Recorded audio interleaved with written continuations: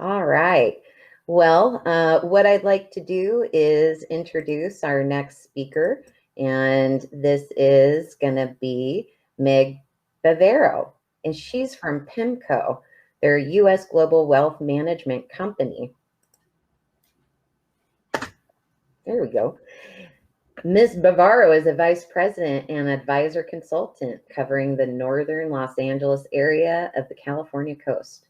Prior to joining PIMCO in 2020, she was the Southwest Regional Sales Manager at Wells Fargo Asset Management. Over her career, she has marketed an array of financial products to investment professionals, private wealth managers in LA, Hawaii, and she often presents at many financial conferences. She has over 31 years of investment experience, holds an MBA from Pepperdine University, and undergrad from University of California, Los Angeles. Okay, her tenure has in the industry is over 30 years, and her passion points is that she loves to travel. She has visited over 80 countries on 6 different continents. So I'd say she has a good point of view on things. She also is an avid scuba diver and has traveled to the Great Barrier Reef. She's ice climbed in Iceland. She's safaried in Kenya, and she has paraglided in New Zealand. Meg enjoys giving back to the community and elevating individuals through their knowledge of finance and thinks it's an integral part of all of us growing. So, without further ado, I think I'd love to have Meg here. Perfect. Thank you. Can you hear me okay? Yeah. Okay, let me go on and share my screen and bring up my presentation. And why isn't it? Hold on, let me try this again. It was working before.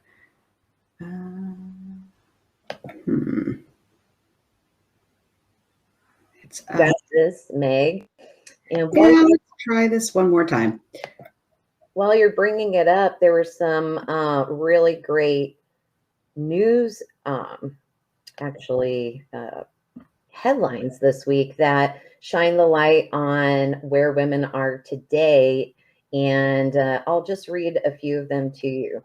From Christmas trees to kids' lunches, product shortages continue to hamper shoppers. Costco has even reinstated purchase limits on toilet paper, paper towels, and bottled water.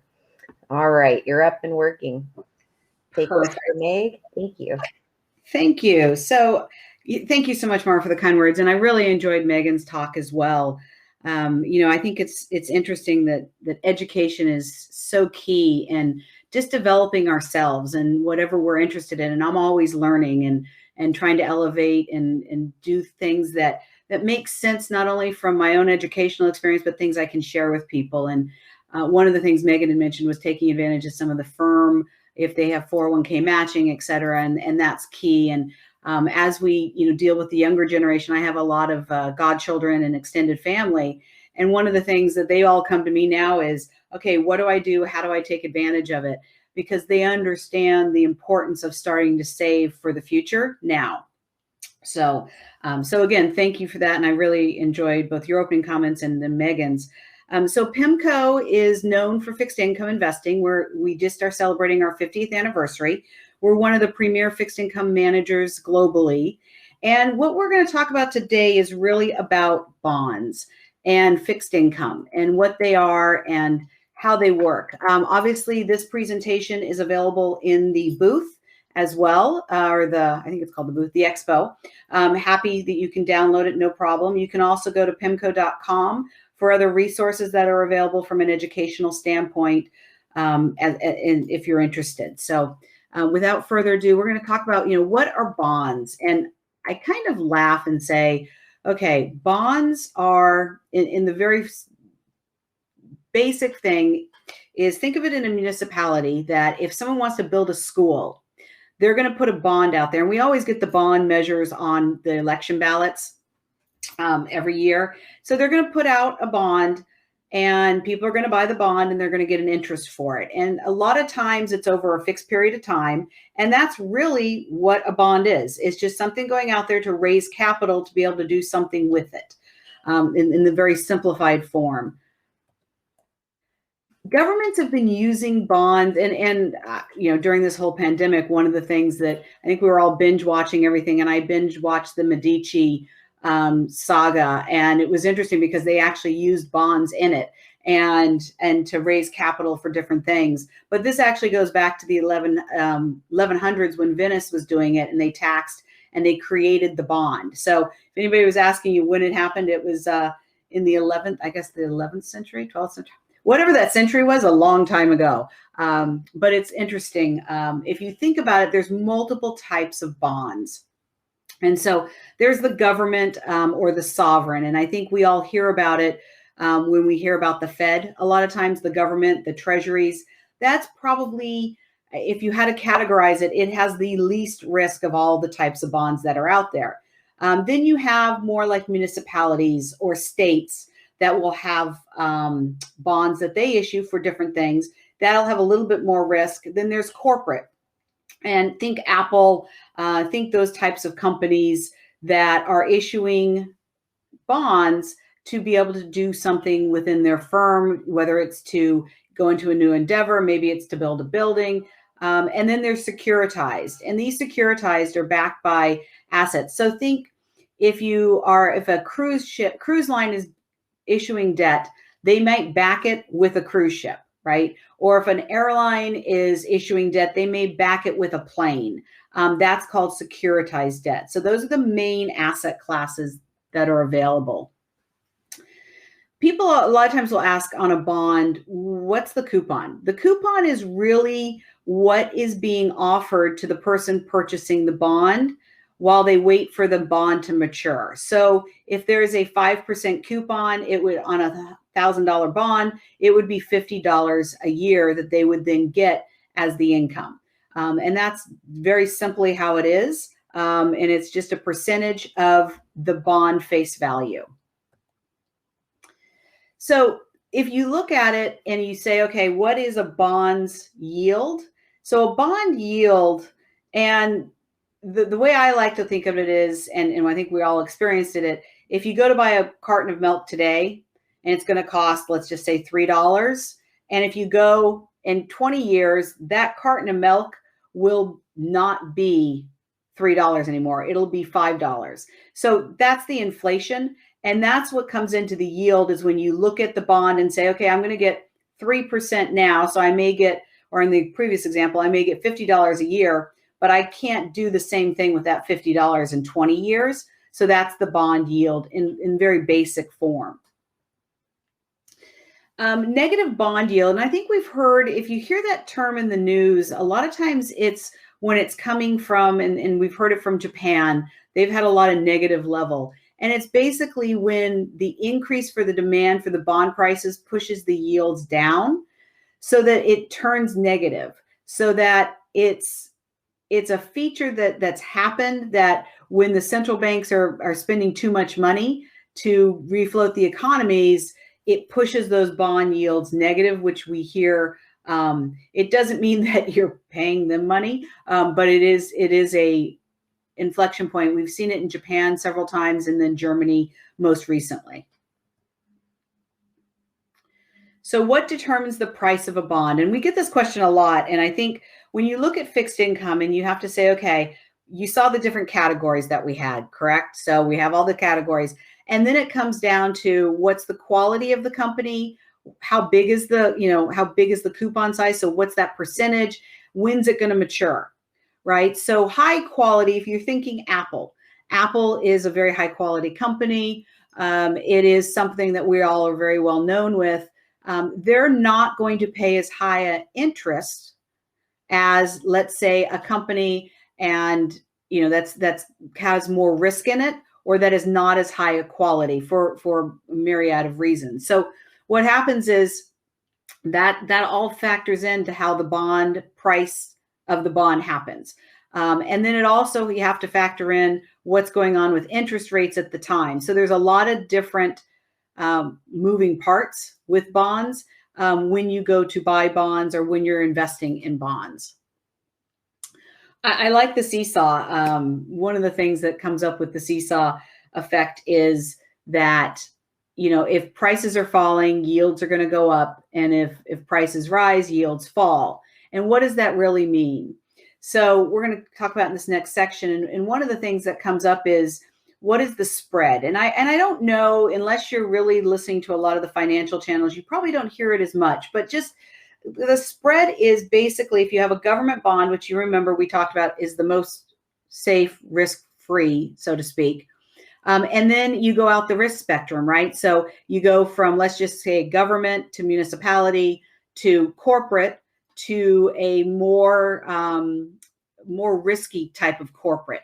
And there's a spread. So it's basically that you're getting paid, not you personally, but the bondholder will get paid to compensate for the risk that is taken. That's what the spread is. At times they're very narrow, and at times they're very far apart. And that's always what's part of the mechanics of a bond and what's going on in the fixed income market. So duration helps us calculate the bond price given what's happening in interest rates. So I always like to talk about this from, and we just went through the pandemic, right? So I started with PIMCO right at the beginning of the pandemic, and I was going through it, and we saw what happened. If you held duration last year when rates were falling, so when the pandemic hit, even though it was a healthcare situation, it created a liquidity crisis in the markets, and we saw interest rates fall. And so what that does is it will make it literally start, if the bond prices are falling, it then makes the duration comes into play. So if you held duration when rates are falling, you actually did okay. If you think rates are going to rise, you're probably going to want to stay shorter on the duration. Think of duration as number of years. So if you invest today and you think rates are going to go up, right? There is an issue of, okay, I'm investing at a lower rate today. If rates go up, I can reinvest at some point at a higher rate, and then vice versa on the duration. It's always a topic that comes up, and it is a little I would say counterintuitive on some of these items, just because of the way it does work, and you have to get your head around it. So if you're going, I don't understand this, you're not the only one. It takes a long time to understand it and see what it's made up of, whether it's duration or interest rate risk, etc. So credit quality. I always like to talk about credit quality and go back. So you have Apple. Apple is, and I think I use that example most of the time just because it's a good, solid company. And it's been around for a while. It's considered, a higher quality. And then you have, and because it's been in the news so much, you have a company like Evergrande. That one, and even though it's a different country, but it's still a company. And that one obviously has a much higher risk to it right now, if you're thinking about it. And you know that you're going to get, if this were to play out in a different world, you would get compensated for investing in a much riskier type of a company, versus an Apple, say, or one of the more safer ones. So again, if you take a look at it and you go out this spectrum, you start with government bonds, then go to quasi-government, corporate, investment grade, and then speculative. And they go out the gambit. And keep in mind, just because if it's a speculative grade doesn't mean it's bad. It just means that company is, or it could even be a municipality, it could be a lot of different things, may have something going on with it, and they're willing to pay more for you to be able to be invested with them. Okay, so let's go into yield curves, and this is that's another one that may not be the most intuitive. And I always say, so if you're going out and you see the chart on the left where it talks about, you see it going from a maturity out, that means it's growth, it's a normal curve. Usually what we'll see is an inverted yield curve, which is the chart on the right, where it shows that maturities are coming down, yields, there's something going on in the marketplace that's going to cause an inverted yield curve.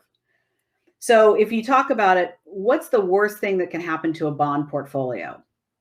And I think one of the things we say is like, okay, the worst that can happen is the payments are defaulted on. So the bond is not going to pay off. they're not going to get their interest payments, and they're not going to be able to pay the bondholders. Now, keep in mind that the way it usually works for a company that's insolvent is bondholders get paid before stockholders. So think fixed income gets paid before the equity gets paid. And that is, one of the things that's the worst that can happen. A lot of times what you'll hear, though, is the default rates remained very low because a lot of times there's restructuring deals that go on, which means they've got a good business model. They just need to restructure it for a multitude of reasons. And that's not necessarily, always a bad thing for the investor. Sometimes you just have to wait and be patient. Sometimes you don't get back all of your money, but you get back some interest. So there's a lot of different things that can happen. But the good news is over the last decade, between low interest rates, the default rate has also been very low within corporates. So best thing that can happen, and we laugh, is you get back all your money plus the interest. Your expectations have been met. And that's a good thing. And it could be you're going into it for capital preservation. You could be going into it for income. So what is active bond management? And I think one of the things that we have to talk about is active management is where the manager's actually investing with the goal of outperforming a specific benchmark, versus a passive manager is going to basically buy and hold what's held in the benchmark. So when we talk about adding alpha, active managers are out there to add the alpha, where passive managers are out there to, meet the benchmark that they're set up against. And I think one of the things, and we'll talk a little bit more about the size of the bond market, is the size of the bond market is so much bigger than the equity market. But on top of that, a company can issue multiple bonds where they're only going to have one equity ticker, so to speak, but they could have 100 bond issues. And so it makes that market very complex, and you've got to really delve into each part of it. So this next section is all about, what's your purpose for investing? Do you want capital preservation? Are you looking for income? Is it simply a diversification with everything we're hearing about inflation right now? Is it something about inflation protection? Is it capital appreciation? So usually there's a goal when you invest in fixed income. And the goal is really to outperform cash or certificates of deposits.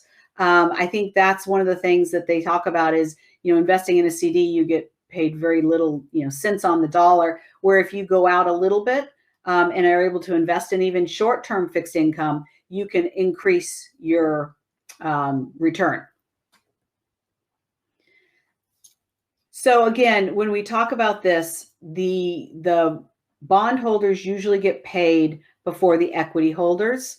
But because of that, the demand is usually higher to hold the stocks than it is to hold the bonds. And so then bonds usually have a little bit less of a return, but they're more like, I will always call it the bottom of the pyramid when you think about that. So again, bonds are driven not only for their returns by coupon, duration, spread, which we talked a little about, where stock is really driven by the earnings. So it's a little bit more complex from the bond market. We talk about why do they get, we hear a lot about equity. So you're always hearing about Tesla or Apple or, all the different tickers that are out there. And it's because the bond market is so much more complex because of the amount of issues that are out there that makes it so much more challenging when they're talking about it in the news. So why are bonds linked to interest rates? And that's always a good question and it's the supply of capital offered by the lenders and the demand put forth by the borrowers.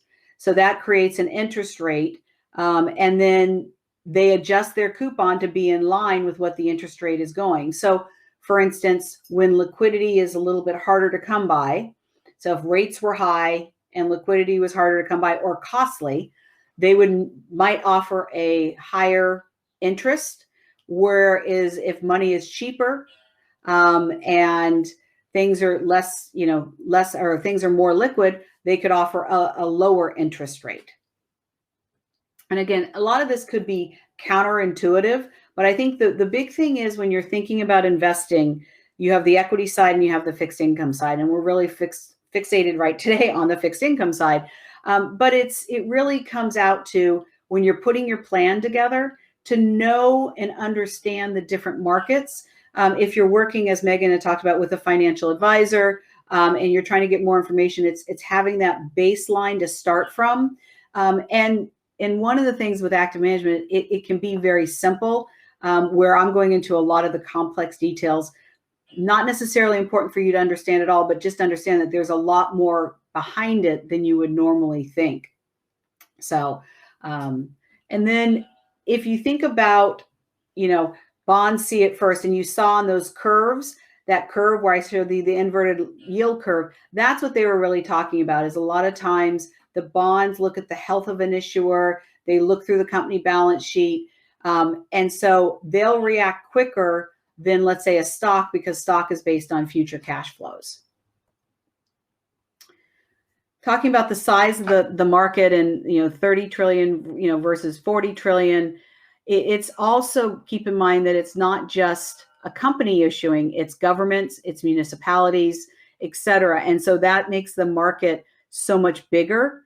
When they talk CUSIPs versus, and that's what's assigned, it's like the trading symbol that's assigned to the bond, I guess is the best way to say it. And one company can have, like I said, 100 issues of bonds, but they'd only have one ticker symbol for the equity side. So, and again, when the market and the liquidity, you're trying to match, and this is what the managers do, and this is where their challenge comes in. And when you're an active manager, you're always trying to make sure that you understand the bonds with the characteristics, maturity, coupon, duration, whether it's the financial crisis or regulations. You've got to take that all into consideration when they're analyzing a bond, which is one of the things that when you're doing the market with the equity side, you don't have as much to analyze as you do on the bond side. And that makes it a little bit more challenging, but also, can also be a little bit more fun, because there's a lot more to look at and understand. And that's also why a lot of times you will see banks and insurance companies invest in the bonds, because they're looking through all of that, and it's what we're going to call a safety net for them, or a good way to be able to invest their money as well. And so we talked a little bit about this with the coronavirus, with the liquid. There were asset classes that tend to be more liquid, some that weren't. We all saw what happened in the marketplace with the equities. And so I think it's important to understand that the health crisis was one thing, and then the asset side of it, the reaction to it with the liquidity, was the other side of it. And then it quickly bounced back. But we did have a lot of, obviously, volatility in the market. And then, obviously the Fed jumped in to help try and support the markets as well. So how do you invest? So we talked a little about there's mutual funds. You can buy the actual bond itself and hold it till it matures. There are ETFs, a lot of different ways that you can invest in the fixed income market. But again, one of the things that we always talk about is you have to figure out your risk and reward of what you're looking for. And that's really the key. When are you looking to use the money? What are you using the money for? Is it for income? Is it for capital preservation? Is it for capital appreciation? That all that goes into the goals, which goes into your plan for how you want to be invested in the fixed income world. The old adage, and it was kind of interesting, the old adage used to be you would take your age and subtract from 100, and that's what percentage you should have in fixed income. And so, or equities, depending on how you're looking at it. So I always laugh. That was the old way. Now we actually have software that talks about it and goes through the Monte Carlo simulations and really helps you to put together a plan tailored to your needs, not just tailored in general. And then if you go to the next step, which is, how do professional managers run their portfolio? I know at PIMCO, we look from the top down and come up with what we're from a macroeconomic standpoint. And then we also then obviously have to look at what we're investing in and really do the research for each issue that comes up. So, again, there is risk involved with the investing in bonds, as in investing in anything. But again, you've got to take that and balance the risk with the reward. And again, you've got to put it into your plan. If you're younger, you may be willing to take a little bit more risk. If you're older, you may want to take a little bit less risk. Again, are you doing it for capital appreciation, or are you doing it for income? So we talked a little bit about coupon, duration, spread. One of the things we didn't talk a lot about is the foreign market and investing in foreign, whether it's currencies or bonds over there. And we can save that for another time. But just keep in mind that the global bond market pretty much all operates the same way. But it is, you've got to look at a lot of different things when you're evaluating a bond. And then credit risk is, and we've talked a little bit about this. Credit risk is the type of company that, I'm simplifying it, but it's the type of company you're investing with. Are you investing with a well-known company? And I would say, whether it's a Tesla or an Apple or one of those, or is it a company that could be a little bit more out on the curve, where we look at a municipality such as like the city of Chicago, or the state of Illinois. You heard about Puerto Rico and some of the bonds there. That's all the different credit that comes into play, and understanding how to evaluate it, and then how to then put it within your portfolio. And that's really, I always suggest working with an active manager. That's one of the things that they do so well. And then working with your financial planner, and really understanding what your goal is. So, and going through this, when we talk about the income, again, if that's your goal, some will pay monthly, some will pay quarterly. It's on a schedule. Some may pay annually. So it's something that the bond issuers is think of it like an interest payment that you get at the bank. You would get your CD interest, and then in the bond you get the same thing, which we talked about, which generates income for if that's what your goal is, then that would be the type of bond you would invest in. So, and a lot of this comes down to, do you get a cap gain? Is the bond that you bought at a lower number then picking up to a higher number? And sometimes, you're buying at a discount, you hear that term, or you're buying at a premium. And that is all dependent on the market environment at that time. Megan, this is amazing. Meg, this is Mara. It's amazing information. And we are now running forward with our agenda and schedule. Would that be okay? Yeah, I think we've pretty much gone through it. And let me give you a minute to questions.